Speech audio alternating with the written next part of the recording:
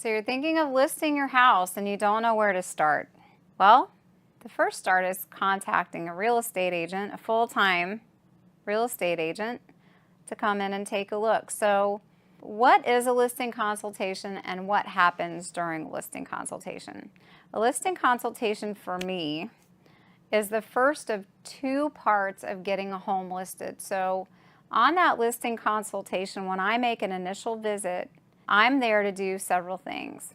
I'm there to take a tour of that home and to provide recommendations for you on things that need to be repaired or improved.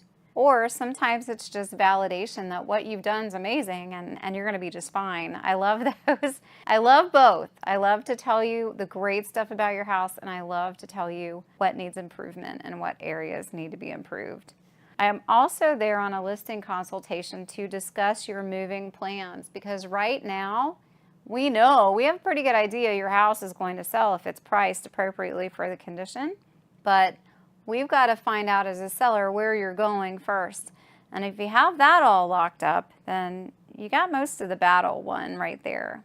After taking the tour of the home and sitting down and discussing your moving plans, we review recent sales in the neighborhood or in the area to give you a good idea of what houses are selling for. I know that most people know what the house down the street sold for, but these are truly comparable recent sales that we look at. You know, do you have a ranch with a basement? How many bedrooms does it have? They're going to be really tight, comparable sales. I like to discuss them one by one. I like to sit down and really study the market with you. And then I discuss basic marketing for the property, what I would do as an agent, what I would provide, but it's a very basic skeleton at that point. Those are the types of issues that we discuss on a listing consultation. Usually takes 1 hour to get all of those things accomplished, but I block off 2 in case we have a lot to talk about. I mean, sometimes there are legal things that we need to talk about for grown children who are listing mom and dad's house if mom and dad are deceased or incapacitated. So sometimes our discussions have to go a little bit deeper and people need me to be in the house longer, and I'm there for them. I block off 2 hours for this. But, sometimes we can get that accomplished in 1 or less.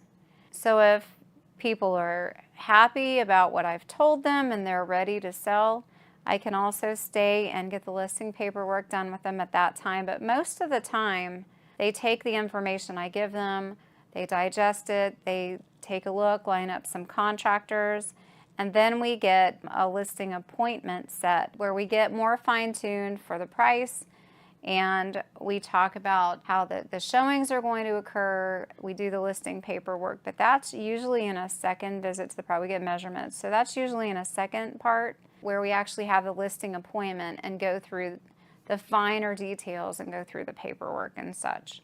That's basically what happens when I do a listing consultation. I like to view myself as more of a real estate expert or an advisor versus just a salesperson. So I really like to discuss everything with you, and it usually does take the 2 parts to get all of that done.